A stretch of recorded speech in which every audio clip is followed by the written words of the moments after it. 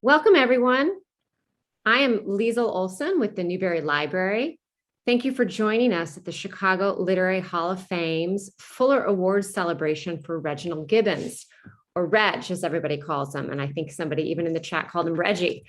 We are really grateful to the Chicago Literary Hall of Fame for sponsoring this program at the Newberry, where we wish, of course, to be in person, but we're excited to have so many people participate this evening via Zoom.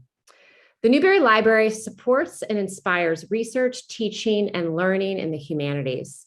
Since our founding in 1887, the Newberry has remained dedicated to deepening our collective understanding of ourselves and the world around us.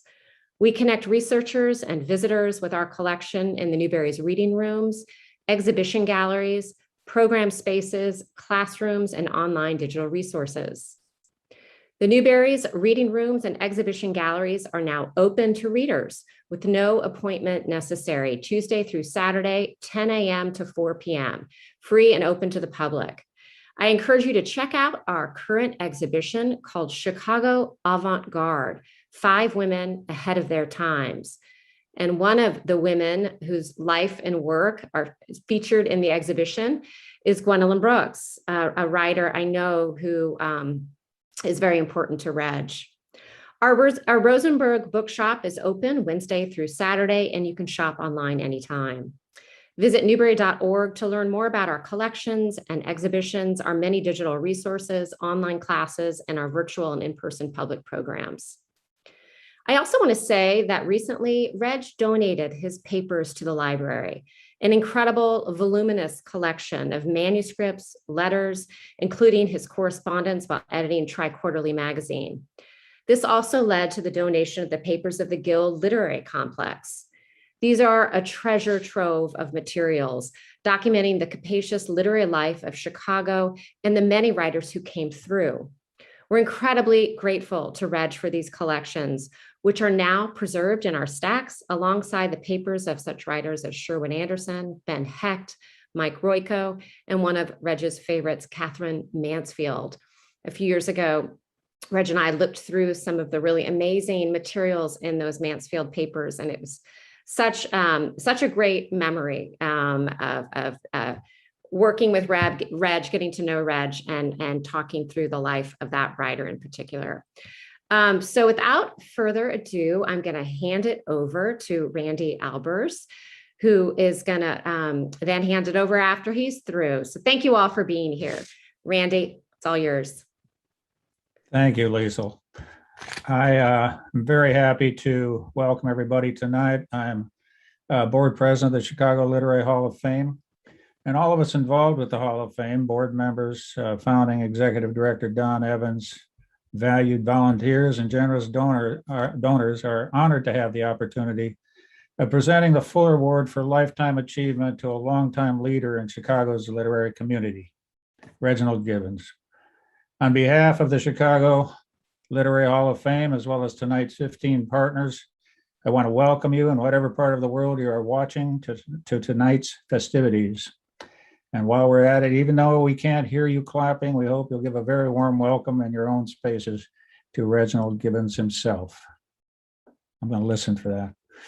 We had, of course, intended this evening to be in person, and we had intended that the pandemic would by now be banished to the Arctic Circle or some far-off destination where it would wear itself out. Alas, that was not the case, but we'll do our very best to make you feel as if you're able to reach out and shake Reg's hand tonight. I want to begin welcoming you into the Newberry Library by calling your attention to the beautiful program.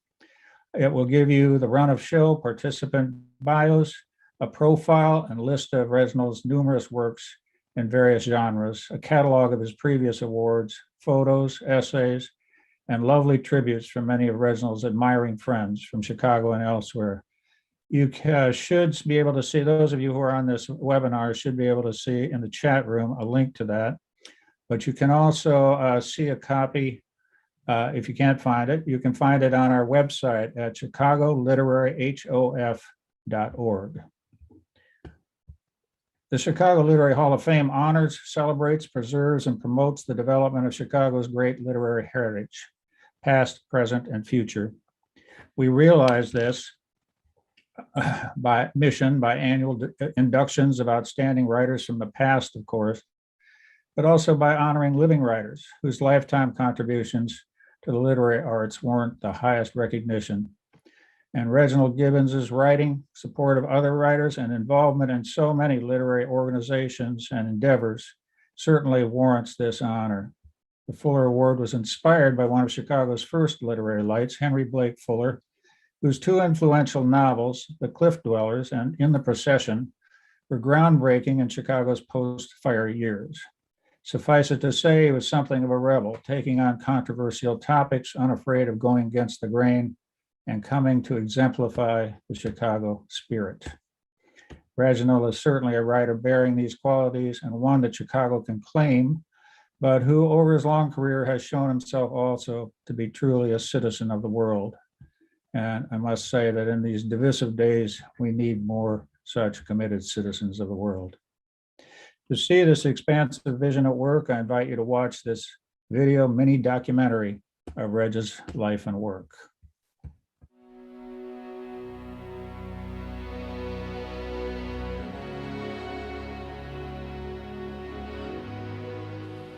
He seldom raises his voice, but that shouldn't mislead us. The transformations he effects as he turns life into art are radical. Donald Davey.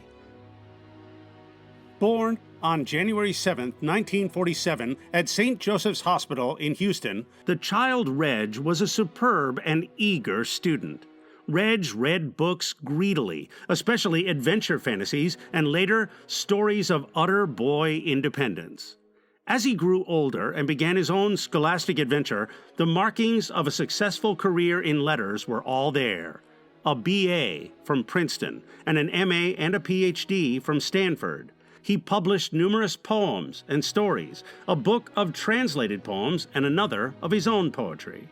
Then, in 1981, Reg happened to talk for a few minutes with Joyce Carol Oates. She said to Reg, "Tri-Quarterly is looking for a new editor. Would you like me to nominate you?" He got the job. That same year, Reg's second collection of poems, The Ruined Motel, was published by Houghton Mifflin. From his house in Evanston, Reg worked as a writer, entering a long, startlingly productive period that has yet to slow down. He was very happy to be in Chicago, which he considered one of the truly great American cities. As director, Reg elevated Tri-Quarterly's standing by creating a culture of greater equity in the selection process and by improving the magazine's circulation. He has said that during his editorship, he read about 100,000 poems and about 20,000 short stories and essays. Reg made it a point to be impressed only by the work, not by the name. Tri-Quarterly began to publish more Black and other minority writers. He installed the publication of poetry. Reg added book reviews and wrote a number of them himself. Under his stewardship, the magazine gathered in more international work of all genres, most of it translated from other languages. He has the ability to recognize excellence in many shapes, said the poet Sterling Plump. Reginald's greatest asset is an incredibly diverse ear. There's a great deal of wisdom and generosity there. Reg started to spend time at Guild Books in the then great 2400 block of Lincoln Avenue. His circle grew to include people with whom he would join to create the Guild Literary Complex, especially the brilliant maestro of that project, Michael Warr. Reg played a strong role in the Guild's nascent attempts to create live programming throughout the city, often collaborative and incorporating music. No other organization in Chicago was reaching out, as the Guild did, to underserved audiences and on behalf of underrepresented minority writers. While Reg claims no discoveries, he published in Tri-Quarterly the early work of an avalanche of important writers and helped bring back into print the complete works of several others. Reg has worked with hundreds and hundreds of student writers who are now spread across America's literary landscape. Finally, in 1997, the same year his fifth poetry collection, Sparrow, came out, Reg left Tri-Quarterly. But even while doing so, in the service of so many, Reg's own writing career steadily won the attention and admiration of the literary world. Reg published his first and only novel, Sweet Bitter, in 1995, an enormously ambitious, sweeping story which Reg began writing at the age of 40 and spent 7 years to complete. That year, Sweet Bitter won the prestigious Anisfield Wolf Book Award. Reg has published 11 books of poems and 2 chapbooks, several volumes of translation of poetry from several languages. His own poetry has been published in volumes of selected poems translated into Italian, French, and Spanish. His 2010 collection, Slow Trains Overhead, Chicago Poems and Stories, was an exploration of his adopted city. He regards all his writing as ways of exploring both reality and inner landscapes of feeling, memory, and perception. And his advocacy of writing beyond his own continues. After many years of helping to sustain the Guild literary complex, Reg became engaged in the creation of the American Writers Museum. He was invited to join the team that would conceptualize what a literary museum could or should be. This really was the enterprise of great secular people of the book, with Reg as a key collaborator on the content of the AWM. On May 16, 2017, after several years of planning, the American Writers Museum opened its doors in Chicago. Reg just celebrated his 40th wedding anniversary with Cornelia Spellman. While Chicago now has a long list of local literary luminaries, Reg has managed for 4 decades to remain among the city's most important writers.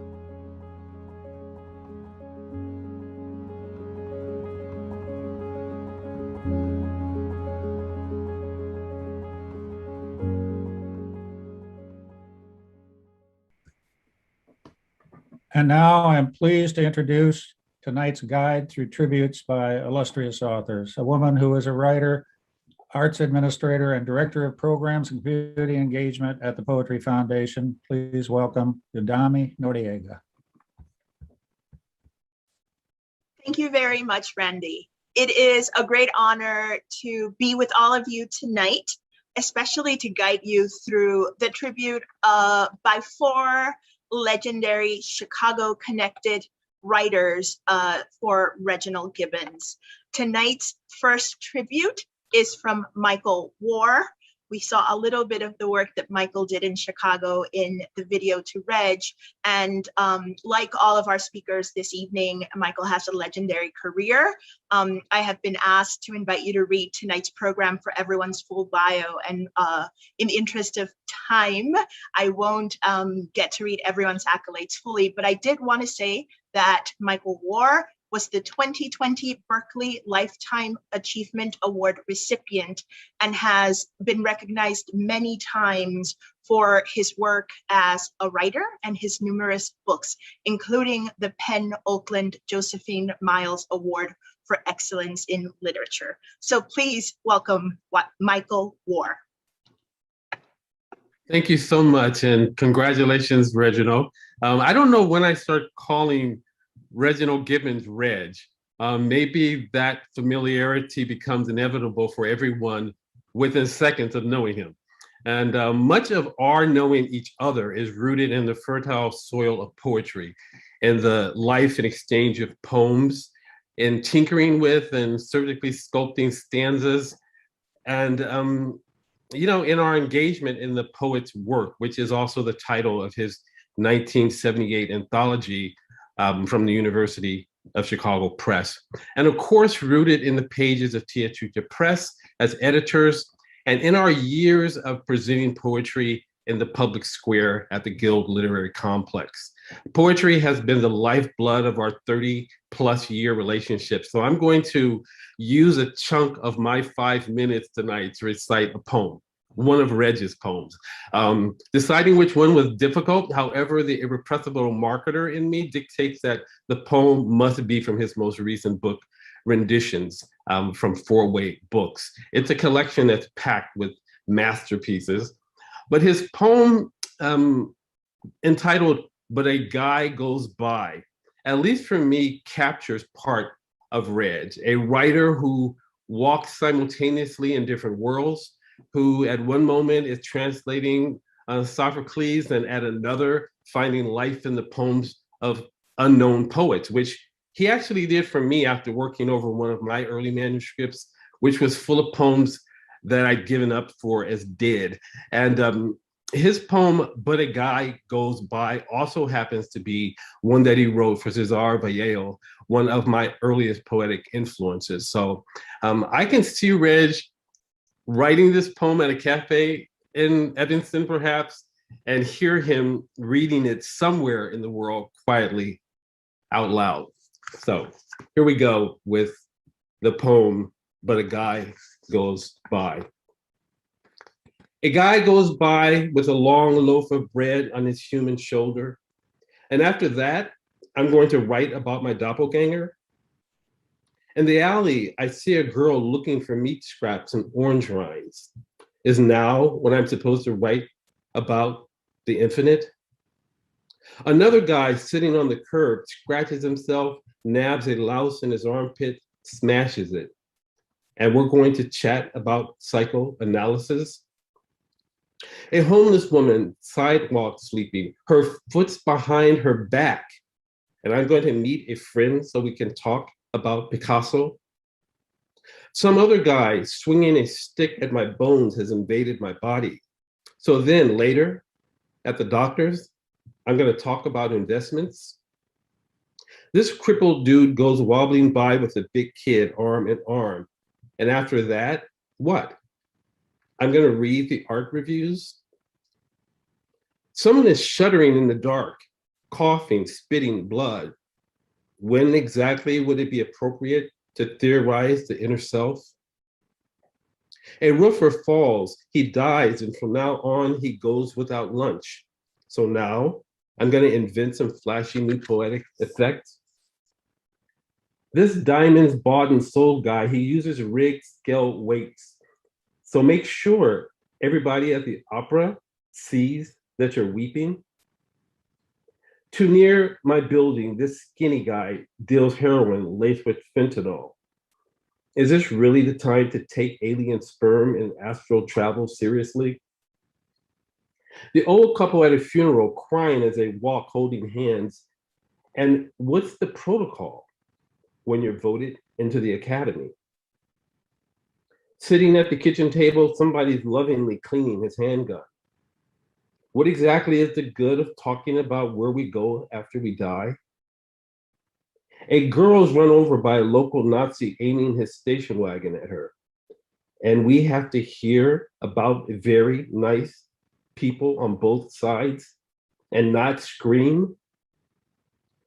A neighborhood granny goes by counting something on her fingers. And the biggies are saying, we must make sure the banks are okay. But a Guy Goes By Reginald Gibbons after Cesar Vallejo.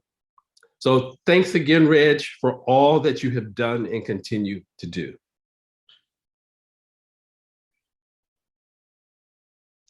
Thank you so much for that tribute, Michael Orr. It is my great honor to introduce tonight's next speaker. That is legendary Chicago writer Stewart Deibeck, whose many books include The Coast of Chicago. Stewart Deibeck has received many awards, including a MacArthur Foundation Fellowship, and of course, also the Chicago Literary Hall of Fame's Fuller Award. Please welcome Stewart Deibeck.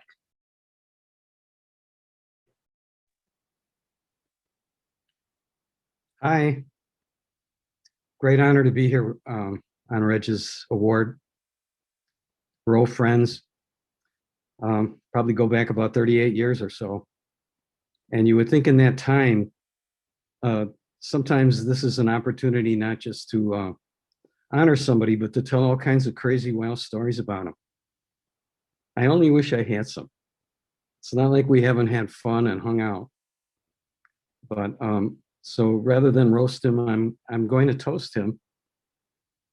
When he came here, as the film made clear, it was to take over the editorial position at Tri-Quarterly. That was a time of brilliant literary magazines. Some of them even had founders who were kind of famous beyond the literary realm, like George Plimpton at Paris Review. And I think Reg edited it for maybe about 16 years, which is one long time, not just to read all those manuscripts, but to have made it a part of Chicago. One of the reasons that is that there were festivals and all kinds of reading things that he would set up. And in part, one of the things that goes unnoticed when you're editing a magazine like that is that you've got to raise money for it. And so besides all that reading, Reg was a great grant finder and fundraiser. And those things kind of maybe should go under the radar. But if the person doesn't do them, the magazine doesn't happen. He absolutely changed that magazine, became more diverse. It became more international. It addressed, there was a deep sense of empathy in the magazine itself coming from its editor for problems in the world, South Africa, stuff behind what was still in kind of an iron curtain. And after that, well, actually, editing that magazine seems to me a paradigm for everything else that Reg has done so far as his other roles: teacher, program builder, department chair, somebody who makes things like Guild and the Writers Museum happen. In all those roles, some of the exact same values that you see in that editing that tri-quarterly and making it a force are operative. I was talking, he'll talk with Alex Kotlowitz later tonight, and Alex and I got together the other day, and we were talking about a famous sports figure I won't name. Alex admitted that he was a tremendous talent, but he had a reservation that one of the things he didn't do was make the game better or easier for his teammates. And if I think of Reg in that context,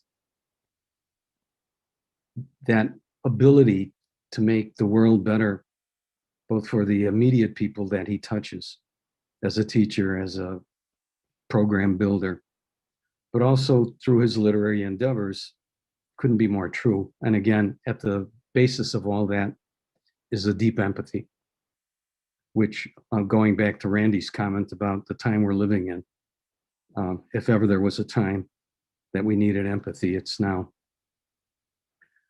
One of the things that Reg and I talk about all the time when we meet, and we kind of get into this ecstatic state, is music. But after maybe 2 hours of talking about one composer or another, when Reg goes home, he's a very private person about this, I might add. Unlike me, he goes out, if he doesn't already own the score, he goes out and he buys the score. And then he sits at his Steinway and he plays all the stuff we talked about. He's the kind of guy that if he walks into a room and there's art supplies, the way he reacts to the art supplies is he's going to start painting. He's an intellectual, but he's a doing intellectual. Everything else that we've talked about, the program building, the teaching, even being a department chair, I think behind it all is a great, brilliant curatorial mind. Those are all engines for him. They're vehicles for him to express the same values and the same impulse to change the world that I began talking about when he got a hold of Tri-Quarterly magazine and did just that. The literary world that he lives in, the vehicle he's getting this award for, besides empathy being at its heart, is exactly as Michael said. The core is poetry. Poetry is the gravity in his world. It's what he orbits. He's worked in all the different kinds of forms, like the essay. The novel's brilliant, but it's the poem that's at the center of his world. I didn't know Michael was going to read a poem. I've chosen one from the same extraordinary book. You've got to, if you haven't gotten renditions, you have to. Fortunately, I picked a different poem. In this one, what he's doing is he's channeling a little bit of Boris Pasternak. One of the things I'll say about the poem before reading it is, if you've read or even just seen the movie of Dr. Zhivago, at the end of Dr. Zhivago, what Pasternak does is he's created this imaginary character, Yuri Zhivago, and he gives us a selection of Zhivago's poems. They're, of course, written by Pasternak, and they're some of the best work that Pasternak has done. And for me, this poem, Triage, could easily have appeared in that context, and you would never have known that it was not a poem that fit in with all the others. Triage. Along my hospital hall, I hear tongues speaking and people. A kind and suffering, jumbled and scared, multilingual choral improvisation. From my bed, I hear the patients and healers conversing in disheveled rooms, up crowded corridors, more beds, following diagonals of waiting, resignation, not knowing, perhaps recovery. In the whole inmost ward of myself, the beds are occupied by slow-moving remembrances, like time-lapse flower novels. At night, now, outside the closed windows within me, and outside the clinic, I see tiny stars glittering at the bare twig tips of dark, cold, sleeping winter lindens, maples. Each twinkling branch ends in a midnight candelabrum of the cosmos. He wrote it, I'm sure, before there was a pandemic, but the empathy in the poem typifies this man's career. Thanks so much, Reg.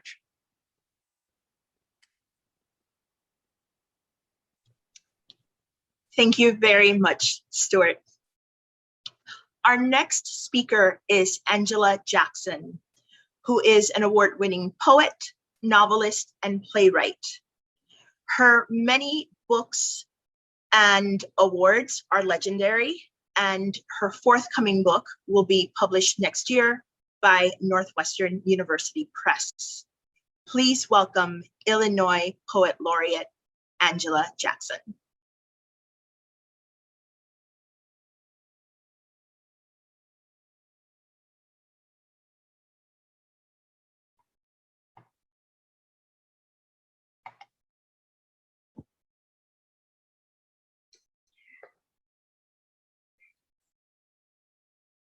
At last, Reg, you get something of what you deserve. A friend of mine, who is a poet and scholar, told me once that the best critics were generous. It was not Reginald Gibbons who said this, but it is Reg who personifies it as critic and poet and novelist and editor and friend. That generosity, undergirded by a breathtaking brilliance, makes for a manner of genius that is quiet and understated, never calling attention to himself, passing it to others. which is not to say that he is a wimp or absent-minded professor, for he is formidable, a slayer of human dragons, especially the would-be tyrants. He speaks with ancient moral authority. But let me go back to his generosity that is charged with the visionary. He has created or helped create Brooks Day, Guild Complex, anthologies of Chicago writing and South African writing. He brings to our attention works he deems worthy of continued regard. Some works he helps make ready as an editor, I know, and his works are worthy of being remembered. Reg's acts of kindness and decency prove his essential humanity. His care for less able poets and writers are testaments to his goodness. I would not embarrass him or his life partner, memoirist Cornelius Spellman, by telling stories of extraordinary kindness and regard for fellow writers. Reg, as a novelist, leaves us with the incredibly lush and resonant sweet bitter. As a poet, his voice will linger and linger. One of my favorite lines of poetry from Lucky's, A Conversation with the Poet's Father. The years are smoke. Oh, yes, it is true. The years are smoke. Thank you.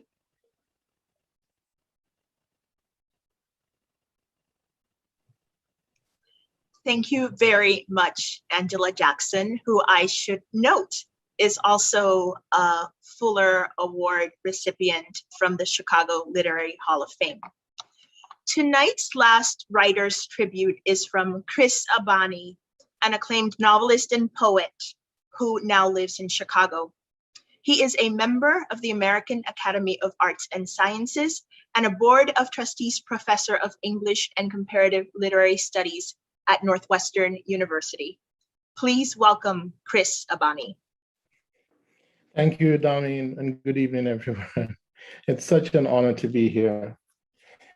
What Remains by Reginald Gibbons. Yes, bread that's poisoned and not even one sip of air. How hard it is for the wound of life to be cured. Joseph himself, sold to Egypt as a slave, could not have been more heavily grieved. Then under the sky swarm of stars, Bedouins came. They quiet their horses, then in turn, with eyes closed, each invents some chanted fragment of their day of epic nothing that brought them only boredom. For among such riders, littles needed to inspire. In the dunes, one man lost a quiver of arrows, others traded some geldings for a mare. Events are only a mist that thins and disappears. But if such songs are sung out to the end with all the heart, with all the breath in the lungs, almost everything vanishes. And what remains is the desert vastness, the stars, and one who sings. I'm Nigerian, and if I don't read what I wrote, we'll be here all night. So forgive me if I look away from you. In prose, like sweet bitter, poetry like creatures of a day, last lake and renditions, translations of Russian and Greek poetry, scholarly and intellectual explorations like how poems think, Reginald continues to push deep into thought and emotion through to a complicated and elegant humanness. Not as a way to avoid the complications of race and violence, gender and its restrictions, class and questions of immigration, native nations and family. On the contrary, Reginald engages all of these, driven, I believe, by a stubborn love or hope, which is, I suppose, a kind of love in a way of speaking. That stubborn insistence is to resist forgetting, to reverse as much as possible the cognitive dissonance that comfort can and often does use to defocus our gaze. When I first met Reginald in 2009, I was not expecting him. A kindly, obeying, soft-spoken man who wears the disguise of a middle-classdom with an easy grace. But what became obvious in just a few moments of conversation was how complicated and ungentle his experience of growing up actually was, how hungry he is to see with as open a mind and heart as possible, how wide his human and literary vocabulary is, African writers, Japanese writers, ancient Greek writers, Russians, Americans, and many, many other kinds of literatures, places, and people woven together with respect, with admiration, and a non-invasive curiosity, and a constant dialectic juggle. A complex, interesting, and very generous, and a very kind man. I had come to Northwestern as a guest of the Center for the Writing Arts, which Reginald had established and directed. In the time from then until the center was merged into our current MFA program just over 4 years ago, Reginald curated one of the most diverse and eclectic visitors lists I have ever seen.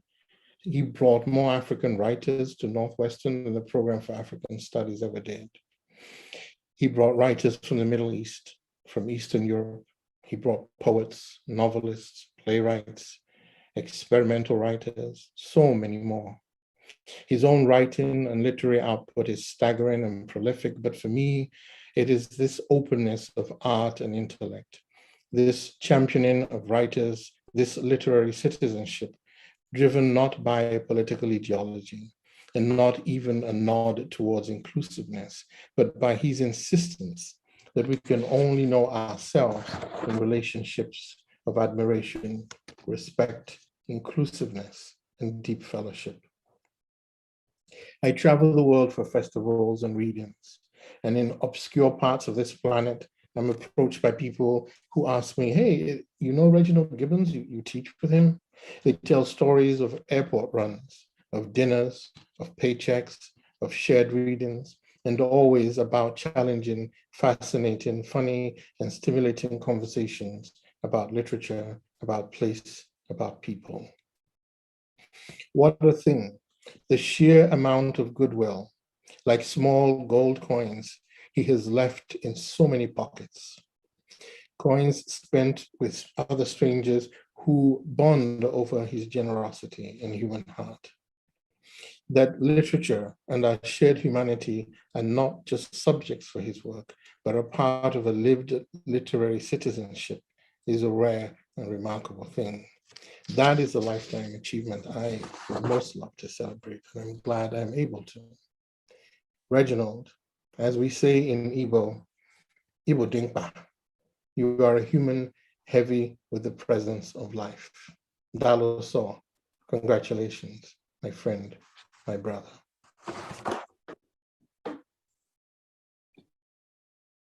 Thank you, Chris. And thank you, Dalmi, and everybody else. I am not going to try to add on to the thoughts about Reg. I think that the eloquence of all the speakers tonight was wonderful. What I do want to say is that as the founding executive director of the Chicago Literary Hall of Fame, we started this program to award one in Chicago in a year, and then it became two for their lifetime achievements. And when we set out, we wanted it to be a real community celebration. And it took a few years to get the momentum to do that. But this ceremony tonight, to Reg, you've seen woven into and out of all of the stories that you're hearing tonight, the stories in the program, the great partners who have joined us tonight, the people who have contributed to the program, the people in the audience. It's really a coming together of the whole Chicago literary community and much beyond. And of course, a well-deserved honor for Reginald Gibbons. I want to present to him the 2021 Fuller Award for Lifetime Achievement to Reginald Gibbons. Congratulations, Reg.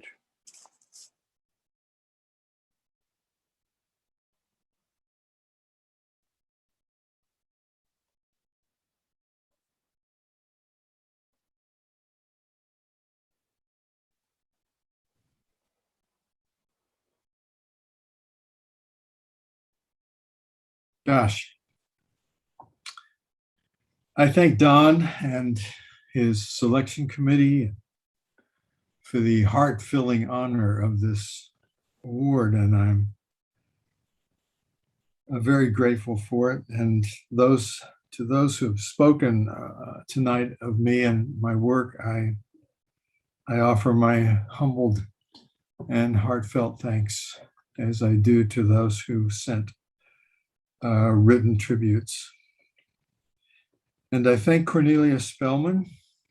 It's from our life together with her children, and in more recent years with their children, that I have learned so much that I had not yet learned before she and I met about life and love, and learned from her picture and storybooks for children and parents about the beauties and the vulnerabilities of childhood. My inner landscapes have been sort of gone by in passing here.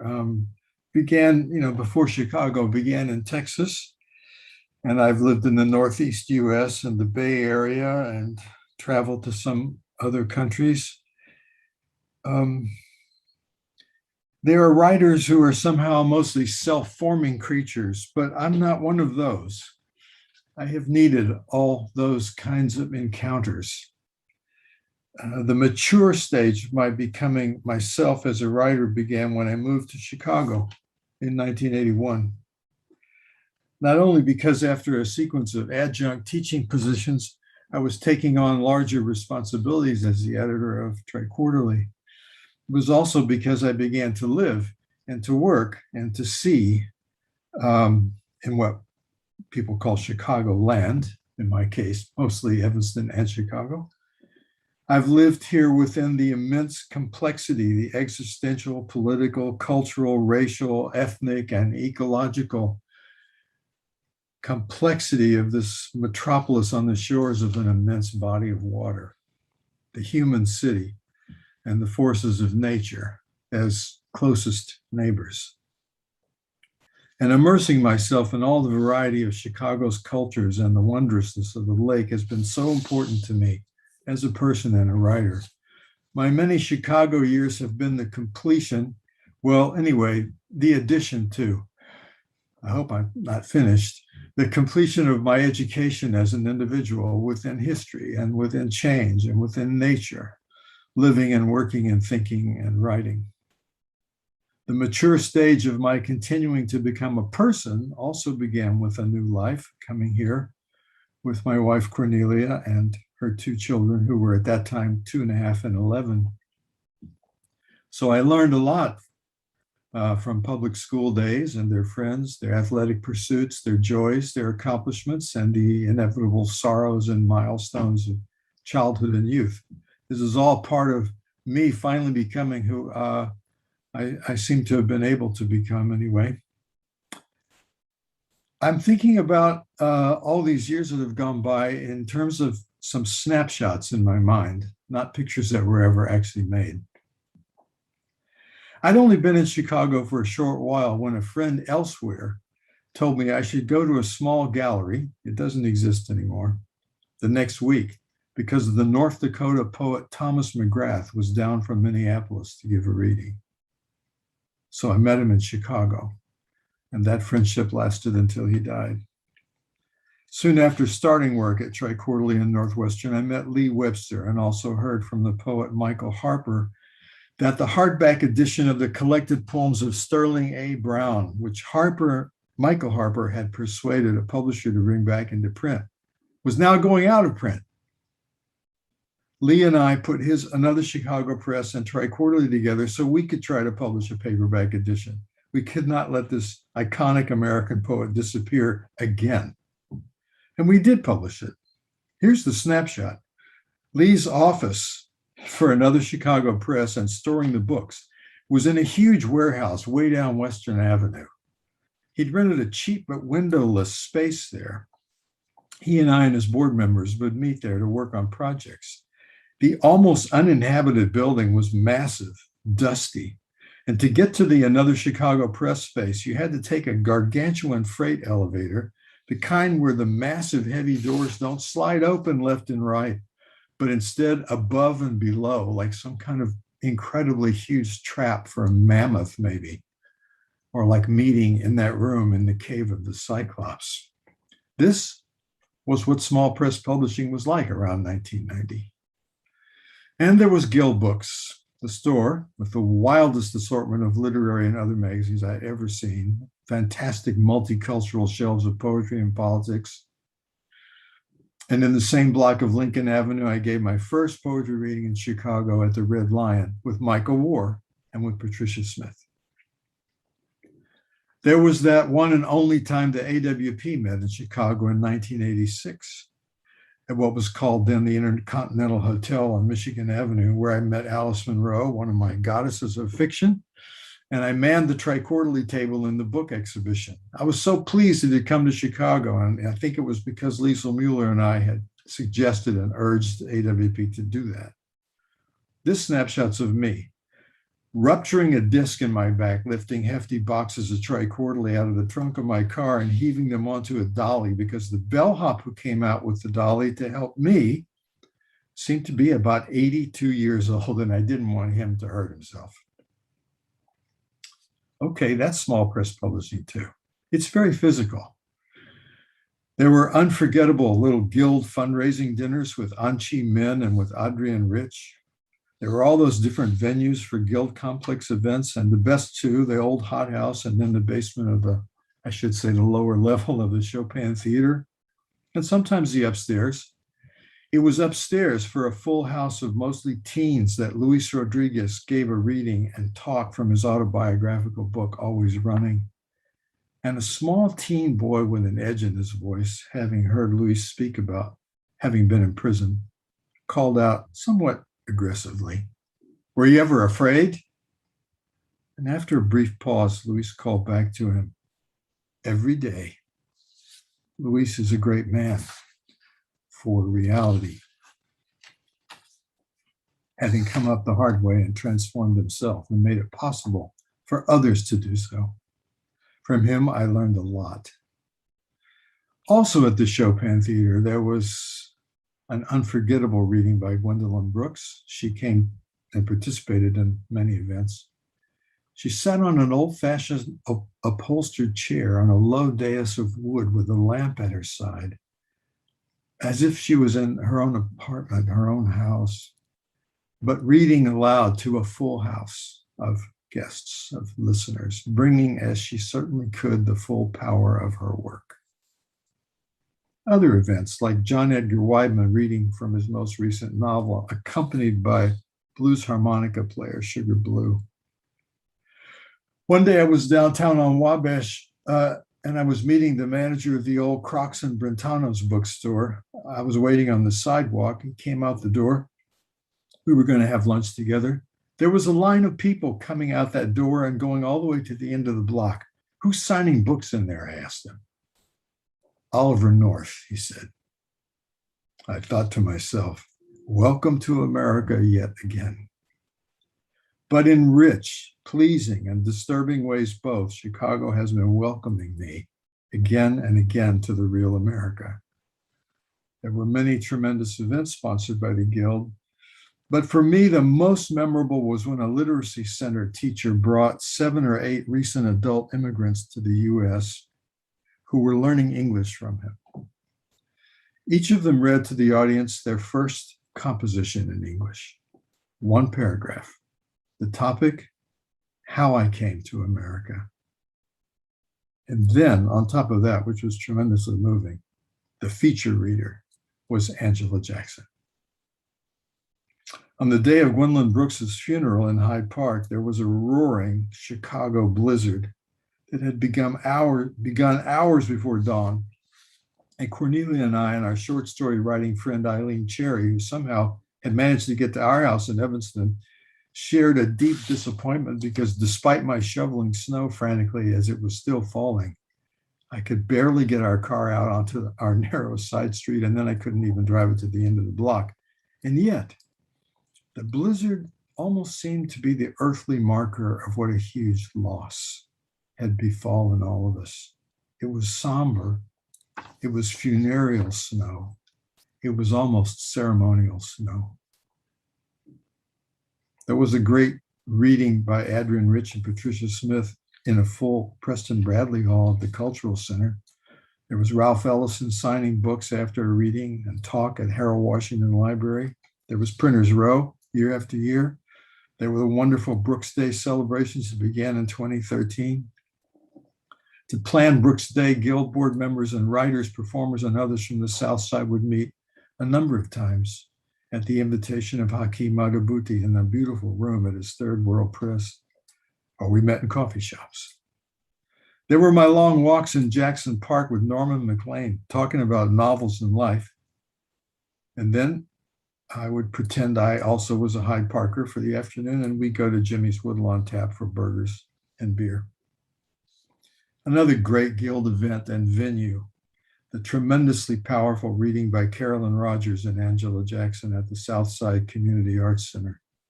The last such center in America still standing in the building where it was founded. There was the reading where Studs Terkel introduced Grace Paley and Michael War at what was then called the Chicago Historical Society. There was such a richness that was so inspiring and, as I said earlier, educating for me.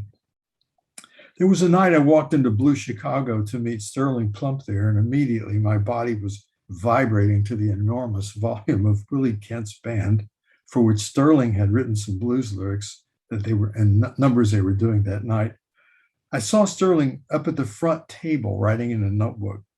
I went up and sat beside him and yelled into his ear, "I just understood something about you. This place is your Paris cafe." He grinned a big yes at me. There was the big party for the Chicago issue of Triquarterly in 1984. I carried a copy of the issue around with me and got as many of the writers as I could to sign it. Gwendolyn Brooks signed it, Harry Mark Petrakis, Liesl Mueller, Gene Wildman, the great photographer and sculptor Stephen Deutsch, who taught me a lot, Norman MacLean, David Hernandez, Saul Bellow, Paul Carroll, Cyrus Coulter, Art Shea, Leon Forrest, many others. All these are part of my education. My Chicago era, the longest of my life actually in one place, has been my education as a writer. There were some negative moments. They're kind of amusing to me. I hope they don't sound non-amusing to you. Dinner at a posh apartment on Lakeshore Drive, to which Cornelia and I had been invited. This was in the early 80s, and Saul Bellow was there.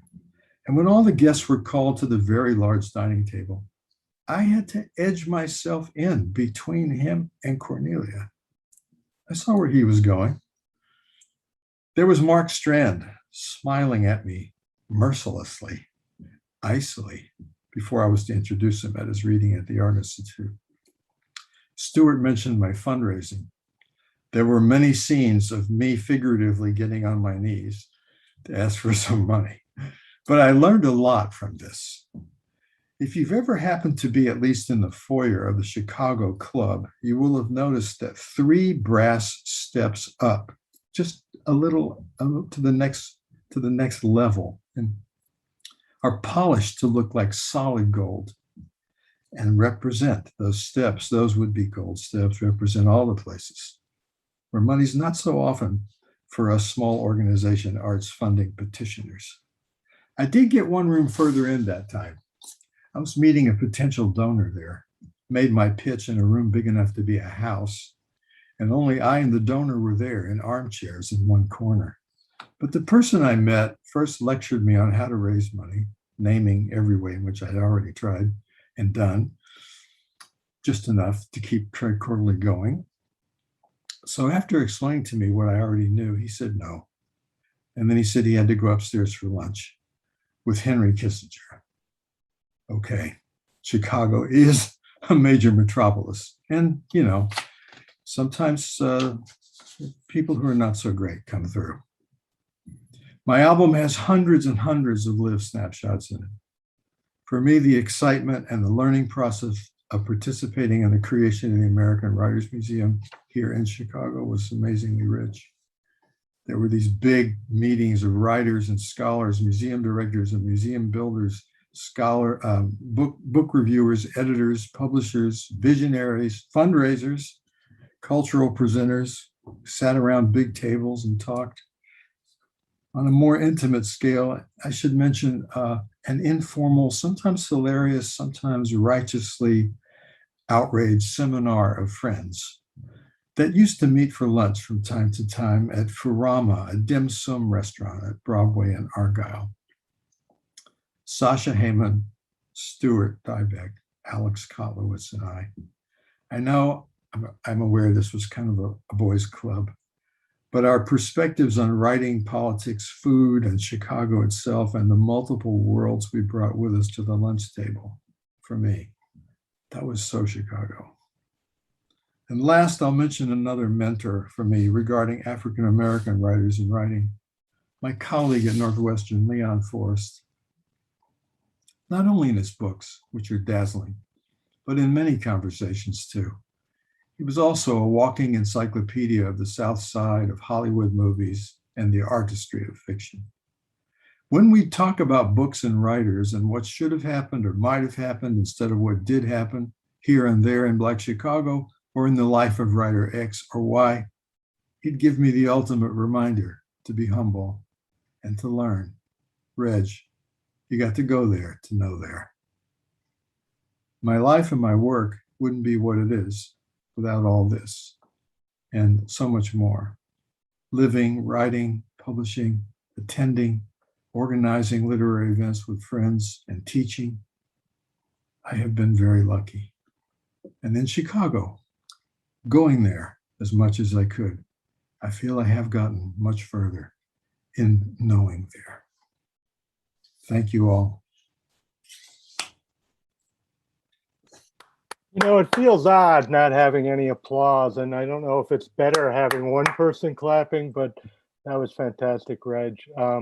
And we're at the top of the hour now, and we carved out the last of the evening for a conversation between Reg and Alex Kotlowitz. And nearly everybody here, I think, knows who Alex Kotlowitz is. I think he shares with Reg a rare, extraordinary ability to see and to listen and to process and to observe. And Alex's books, An American Summer and There Are No Children Here, among others, I think those two are two of the best nonfiction books written in the last 100 years. You probably know his, his great work on NPR and and as a filmmaker as well. So now I'm going to bring out Alex. I'm not going to bring out anybody. He's going to come out and he is going to talk to Reg. And then after a short conversation between those two at the end of the evening, Randy Albers will close. I want to take this last opportunity to thank everybody who is in the audience. I know from the last couple of weeks, people have been very excited, enthusiastic to be a part of this in many different ways. And having a nice big crowd here tonight is important because in the sense of a community, when people come out and they support each other like they're doing tonight, this embodies for me what makes Chicago such a great literary culture. So thank you to everybody who participated and was here tonight. And now Alex Kotlowitz and Reginald Gibbons in conversation. Thanks, Don. Hey, Reg. Good to see you. Yeah, I wish it was in person. I miss our Farama days. Man, that was, I loved your talk. It was so, everybody talked about your generosity, and it was so rich. I mean, here we are to celebrate your writing, and you spend 15 minutes celebrating all these writers other than yourself. Chris talked about the coins of goodwill you've left in people's pockets, and you've left plenty of those coins of goodwill in my pockets. I had, of course, the pleasure to work under you at the Center for the Writing Arts for a number of years. So anyway, it's a pleasure, man. So we only have 15 minutes, well, let's get through what we can. The first question I had for you, you spent all this time, running these organizations. You co-founded the Guild Literary Complex. You founded this MFA program at Northwestern. Your years editing Tri-Quarterly. You've helped shape the continuing studies program at Northwestern. You've taught, all of which I'm sure has taken you away from your own writing. And so I guess I wonder if you could talk a little bit about why that work with these organizations has been so important to you. Well, somewhat to repeat myself, all of that was part of my education as a writer. I mean, of course, I've read, I don't know how many books I've read, but a lot of books, and I've drawn a lot from a lot of writers. I try to teach students how to use the books that they admire the most as resources for their own growth as writers, and I've certainly done that. But nothing was as shaping, I guess, as actually being with other people and, sharing ideas, trying to find your way forward to how something, what could be done, what might be staged, what might be produced. How in the world would a museum be made if you'd made it and called it the American Writers Museum? I don't know. I got so much from all that. I would never, if I hadn't gone to all those things and been involved in those things, there's a lot I would never have learned. To just give one example, and you can imagine with Guild that we had so many events. We did hundreds and hundreds and hundreds of events, and I went to a lot of them, most of them, but also we planned them. And with the museum, there were 5 of us on a committee. A whole bunch of scholars came up with a list of 300 American writers who needed to be included in the museum. And there was only space in the exhibit that was going to be about the history of American writing for 100. So those conversations with my other 4 committee members to try to nail it down at 100 and having to get rid of 200. Wow, you learn a lot from those kinds of things. I think I got as much as I gave from everything that I did.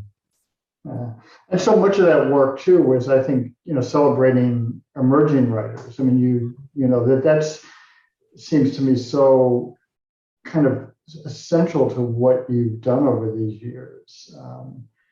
Yeah, I would say that my generation, when young, of poets and fiction writers, didn't get a lot of help from older writers, but that's quite different now. I think the way the generations assist each other and sustain each other is really important. Well, and you've also really, I mean, for you, it seems to me really important too to create a kind of community of writers, that we can sort of feed off of each other's work.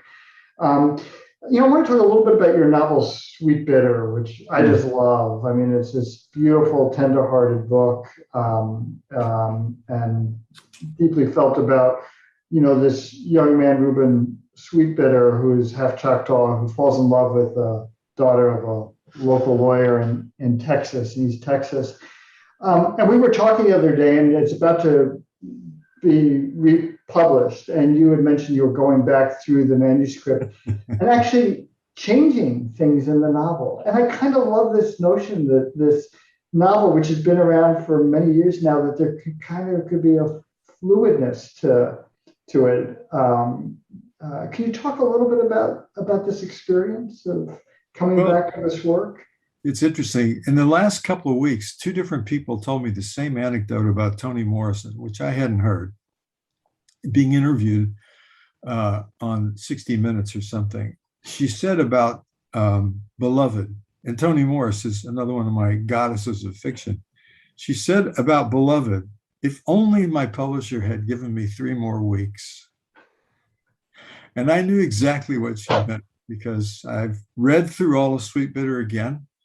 And this time through, I see things that aren't as clear as they should have been, or sentences that I just think are ugly. And how can I not, if I have the chance, how can I not spend my 3 weeks? It's going to take me longer than that to just, fix a few little things. Why not make it better? And has it been exhilarating to do that?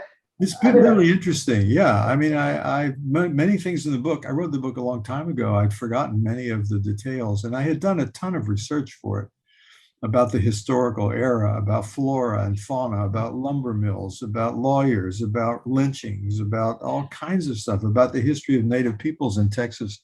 And so I don't have all that in my head anymore. And actually, I'm learning from the book this time what it was that I tried to teach myself the last time when I finished it.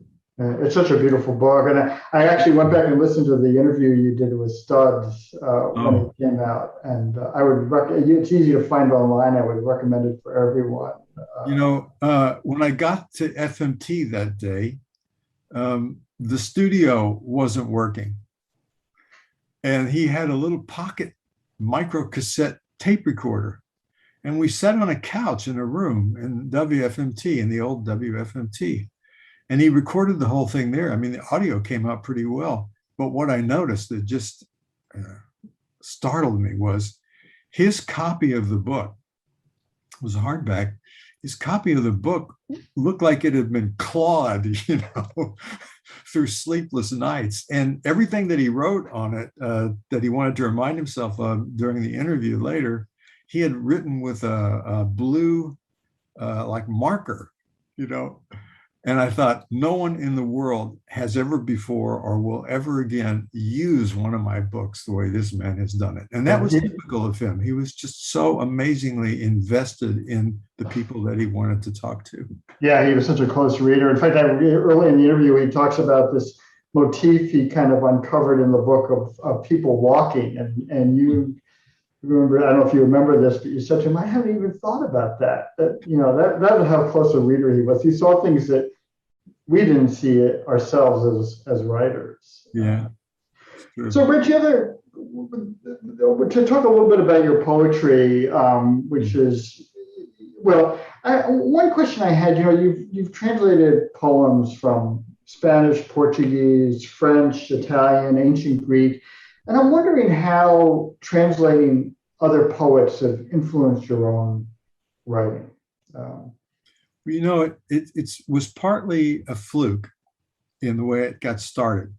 I happened to be in public school in Texas when I was a kid, and in Texas in those days, those were days when elementary and junior and high schools had been infused with money because of Sputnik. But of course, it wasn't equitable. I just happened to be in a part of Texas outside Houston at that point where the white schools were getting money. And I had good teachers, and I was taught Spanish from the 6th grade to the 12th. When I got to college, I was going to be an English major, and I went to the English department where you had to be interviewed in order to be approved to be a major. And I didn't like the interviewer at all. I mean, he was really awful. And I left. He said, okay, I'll let you in then. And I said, I need to think about it tonight. He said, what the hell? I said, I'll let you know tomorrow. He was so angry. I walked across the courtyard into the Spanish and Portuguese department and said, let me in.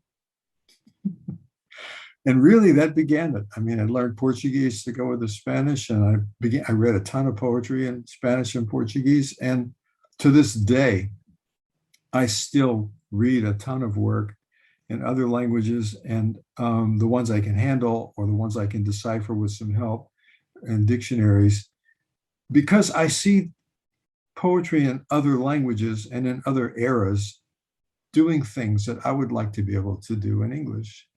So, there are a lot of novelist tricks in Tristram Shandy, for example. I mean, you could go there and you could collect a basket full of things, and you could use them and people wouldn't know you'd stolen them, so to speak. You simply had built on the tradition. So I kind of spread out into some other languages doing that in my poetry. So it sounds like it's been really helpful in some ways. Yeah, I love translating. And also my latest book, they're not translations. A few of them are pretty close, but mostly they're what I called renditions, like in music, my rendition of. So I transfer the locale of the poem or various elements in the poem to my experience, and I draw on my experience and substitute some of that for what's in the poem. Or maybe I take 3 or 4 lines just from one poem, and because I see that from those 3 something will happen. Yeah, it's a beautiful collection. I mean, kind of like these riffs on other. Yeah. I mean, I'm always exploring. Every time I read a poem, I'm looking for something that strikes me especially. And then I turn it over and look at it from different sides and think about it. And sometimes that's something that I find a way to use myself. It was T.S. Eliot who said, "Poets don't borrow, they steal." So true. I plead guilty. So, Rich, I want to read you. You wrote a recent piece. I think it was in the LA Times about the Romanian writer Norman Manea. Did I pronounce his name right? They say it Mania in Romania. Yeah. But you wrote, when the rushing and careening of life annul thought and numb feelings, writing can nevertheless slow the speed of darkness. And made me think about this moment in time. And I guess I wonder if you could speak a little bit, because I know for you that you've got such a commitment to equity and social justice, sort of where writers fit into this moment, especially poets. Well, I could maybe make a list of 17 different kinds of writing politically. There's so much variety to the way people do it. It's an incredible profusion now of modes of poetry. So I don't know if I have a simple answer, but what I've done mostly is simply to have kept in mind the people who do not benefit from almost anything that we call politics. And it had to do partly with my childhood, probably, but it had a lot to do with Chicago, because when I was walking around Chicago for these 40 some years doing this or that, going here or there, I mean, you're out in a world where you see the human moment of need or celebration or desperation, or maybe I'll give this a try. And those figures, someone panhandling, someone singing the blues on a corner, a couple walking along talking, and you happen to overhear it and you think, oh my God, what a whole story there is there. All that stuff for me always takes me back to a sort of the humane side of politics, to put it that way. Of course, I was very anti-war during the Vietnam period, and all the horrible stuff Reagan did and all the horrible stuff George W. Bush did, and his father. I remember Cornelia and I went to a demonstration. It was so cold. It was on Clark and something on the north side, and it was against George H.W. Bush, going into invading from Kuwait. Those things just stay with me, but it's hard to write about them. It's hard to put them into a kind of intensity of language and feeling that isn't just rhetoric. Yeah. Well, it feels like so much of your writing, so much of your work in some ways is about finding community. And that's how I think about so much of what you've done. Or connection anyway. Or connection, right. Yeah. So I don't know if we have time. I was going to ask you to read a short piece before we left. Is that, do you want to do that? Yeah. Why don't you say why you want me to read this particular piece? Well, I actually was, this is a piece I read a while ago and read it recently called River. And I think it'll be pretty evident why. Well, first of all, I know this piece was meant as a kind of metaphor, but I love rivers. I find placidness on rivers. But there was something for me about this piece that made me think for the first time about rivers in a different way, and the rivers in our life in a different way. So yeah. Okay. Well, this is River. It's a prose piece. Stay in the river, Bill was told by Father John. Stay in the river. Don't go over to the bank and climb up there into those weeds. Stay out in the middle. Go where it's flowing. You don't know where it's flowing, but you have to stay in it. You don't have to know. You can't know. Stay in the river. But, Bill said, I've been around rivers and streams all my life. I've been up in those weeds and found those fantastic nests in there with all those eggs, those wonderful nests. That's where I like to be.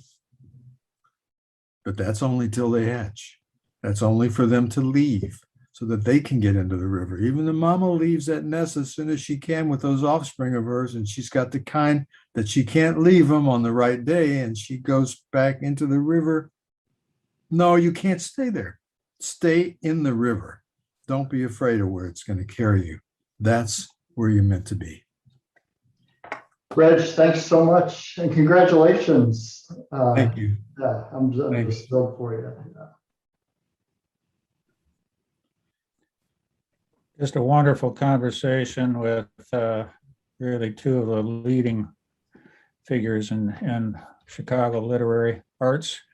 What a privilege to sit in there. I wish it would have been that restaurant in Argyle, but could have. I want to thank some people. Thanks to filmmaker Race and Esteban for wonderful work on the video documentary, and to Kevin Theus for voiceover. And thanks to all of tonight's smart and articulate participants. During this difficult year, the Chicago Literary Hall of Fame has taken extraordinary steps to bring you a great variety of events, as well as writing classes for youth. You can find our events calendar, lists of award winners, a variety of literary resources, and an opportunity to donate on our website at chicagoliteraryhof.org. We appreciate your support. And we invite you to join us for upcoming final Fuller Award of this year to Luis Alberto Revilla on October 28th, a hybrid event hosted at the National Museum of Mexican Art. And then join us again for our online auction at December 10th. Our gratitude goes to our hosts at the Newberry Library, especially to Elizabeth Cummings and Lisa Olson, and to our other co-presenters tonight, Northwestern University, the American Writers Museum, the Poetry Foundation, the MFA Program for Writers at Warren Wilson College, the Chicago Public Library, Guild Literary Complex, Four Way Books, Associated Writers and Writing Programs, the English and Creative Writing Department at Columbia College Chicago, LSU Press, Greater Reach Consulting, the National Museum of Mexican Art, and especially the Gaylord and Dorothy Donnelley Foundation for a generous grant that helped us weather the pandemic and plan for the future. We hope you'll support all of these partners. We also thank all of our own individual contributors as well as volunteers. I want to give a special thanks to our extraordinary executive director, Don Evans, for his vision and boundless energy, to the very thoughtful Fuller Award Selection Committee that he co-chaired with that Chicago Treasure book list senior editor, Donna Seaman, and to the incredibly talented and committed CLHOF board members with whom I'm privileged to work, all of whose names you can find in the program. Reg, thank you for all you have given to Chicago and the world with your work and your support of others' work.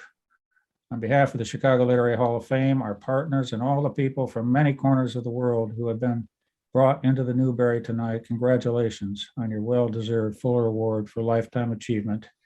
We applaud you and look forward to hearing your voice for many years to come. As you noted, you are not finished. And again, our special thanks to the Newberry Library for sponsoring this program with the Chicago Literary Hall of Fame. A recording of this program will be available on the Newberry's YouTube channel in a few days.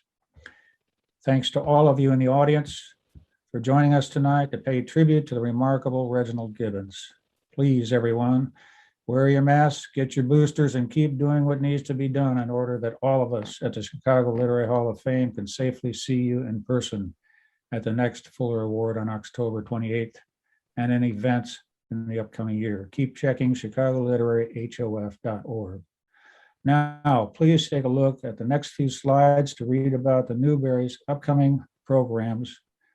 You can register for them and other programs at newberry.org. Thanks again to the Newberry. Have a good evening, folks.